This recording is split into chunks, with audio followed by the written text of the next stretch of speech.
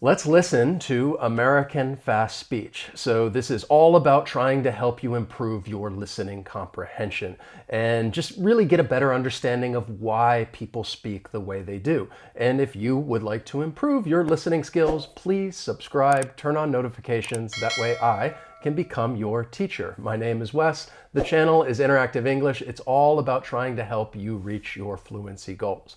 So I have several different clips from movies and TV shows that we're going to listen to, and then we're just really going to break it down and talk about what's going on. So let's begin and listen to our first clip. So you are going to hear him say a couple of different questions. And to begin with, I just want you to listen to it a couple of times. What did you do? How did you get this? What did you do? How did you get this? So let's talk about what's going on. We have these questions. What did you do? How did you get this? But that's not really what you hear. The first thing I want to say is that assimilation is going to occur when we have that phrase, did you? Basically, this is when two sounds, they blend together to create a new sound. So that final D and did, in the beginning Y in you, when they blend together, you really get this j sound. So it's going to sound like did you? What did you do? How did you get this? The other thing I'd like to point out is that there are some overlapping sounds. Basically, your tongue is going to be in the same position in your mouth, and you're going to stop with one sound and then release into the next one. So the final T in what, we're going to stop that flow of air and then release the air into the D sound in did. And when that happens, you're not really going to hear that T. It's going to sound like what did you? What did you do? And even at the end there, get this, we're going to stop the air with that final T in get and then release it into that voice TH in this, get this. So in general, it's going to sound like this. I've tried to give you the phonetic spelling to make it a little easier to see what's going on. What did you do? How did you get this? What did you do? How did you get this? Now that you know what's going on, let's listen to it one more time. What did you do? How did you get this? Hopefully you can really hear the blending of those two sounds and you hear that j sound. What did you do? How did you get this? Before we continue, I'd like to make a very quick announcement because if you would like to practice and improve your speaking skills, you can check out my speaking course. There is a link down below in the description. The course is for intermediate to advanced speakers, and it's all about trying to help you speak confidently, speak clearly, and speak naturally. And these are some of the things we work on when it comes to pronunciation, connected speech, and trying to understand why people sound the way they do. So check out that link down below in the description if you would like to improve your speaking fluency. Let's continue with our next clip right here. So again, we'll listen to it a couple times and then we'll talk about what's going on. Okay, listen, I'm gonna have to call you back. It's very fast. Okay, listen, I'm gonna have to call you back. All right, I want you to listen to it again, see if you can pick out what he's saying. Okay, listen, I'm gonna have to call you back. The reason why I chose this is because I want to talk about reductions. This is when we are removing or changing sounds, and there are some very common reductions that are often used in just casual conversation. So for example, going to, we can reduce that to gonna, and have to, we can reduce that to have to. I'm gonna have to. It's a little more challenging when you have one reduction following right after the other. I'm gonna have to. The other thing I want to point out is when you have I'm going to, you could say I'm gonna, but we could reduce this even further and it may sound like I'm gonna have to call you back. Okay, can you hear that reduction? I'm gonna have to call you back.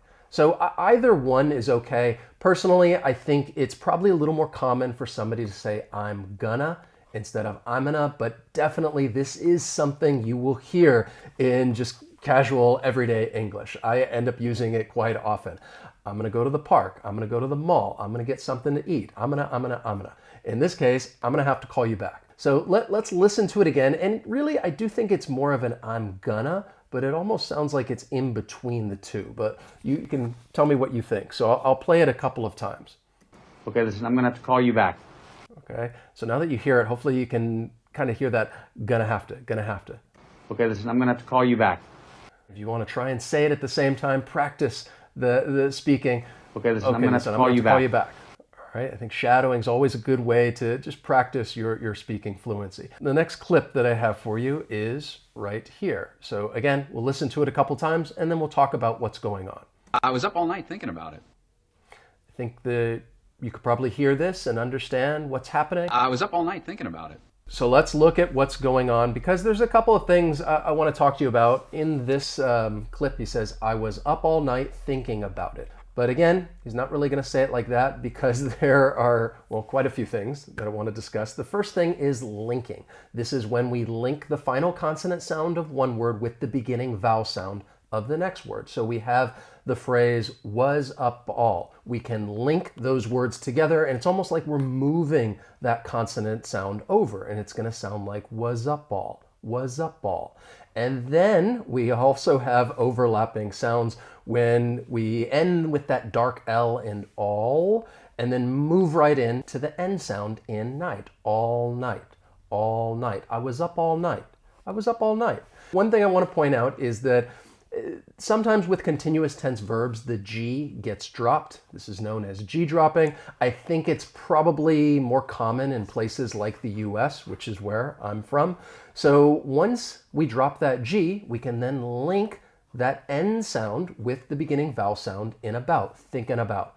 And the final T in about. I told you I'm from the US, so I am going to pronounce it as a flap T. It's going to sound more like a soft D.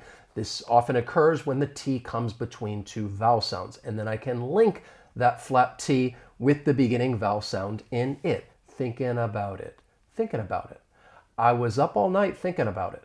You can look at everything that's going on there. We have linking, overlapping sounds, G dropping, more linking, and that flap T. I was up all night thinking about it. So it's a pretty simple sentence, but a lot going on when it comes to connected speech. I was up all night thinking about it. Now that you know what's happening, let's listen to it again and see if you can hear that linking, but also that flap T at the end. I was up all night thinking about it. Okay, you can hear that linking as well as that flap T in about it. I was up all night thinking about it.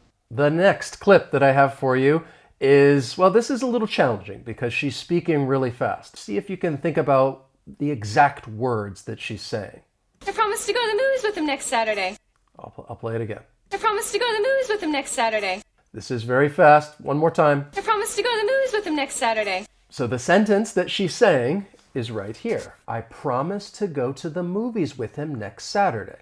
What's happening? To begin with, there are germinates. This is when we have double consonant sounds. The final ED in promised, all right, ends with that T sound, which is the same as the consonant sound in to. Promise to, go to the. I want to think about that phrase, go to the. But I'm going to pronounce that T as a flap T. Again, it's very common with the American accent. Go to the. And I want you to think about that whole phrase because it's common. Go to the movies, go to the cinema, go to the park, go to the mall. This is a phrase that ends up getting used quite often, and you're going to hear that flap T. Then we have elision. This is when sounds or syllables get removed, and this may occur with the H in words like he, him, her, or his. And it's almost like we're just muting that H sound, and if we turn the volume down, then linking may occur. We're going to link that voiceless TH in with that vowel sound, with them, with them.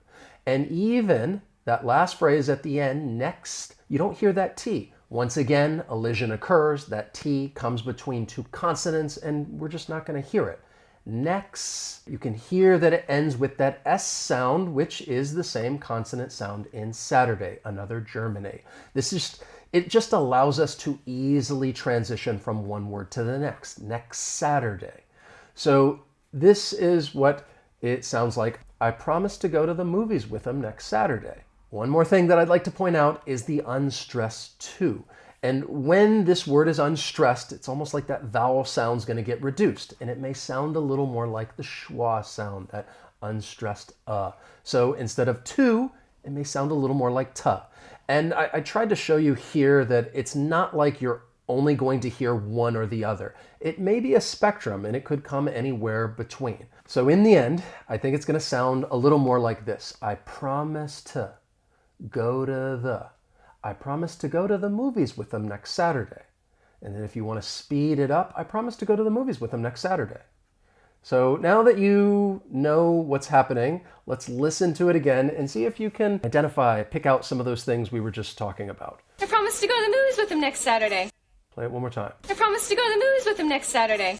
So I really hope that some of this makes a bit more sense when thinking about why people sound the way they do. And if you don't feel comfortable trying to make this a part of your speaking fluency, that's perfectly okay. But understanding connected speech and some of the different things we talked about, it's really going to help you improve your overall listening comprehension. So if you enjoyed this lesson and learned something new, please hit that like button. As always, thank you so much for watching, and I will see you next time. So long.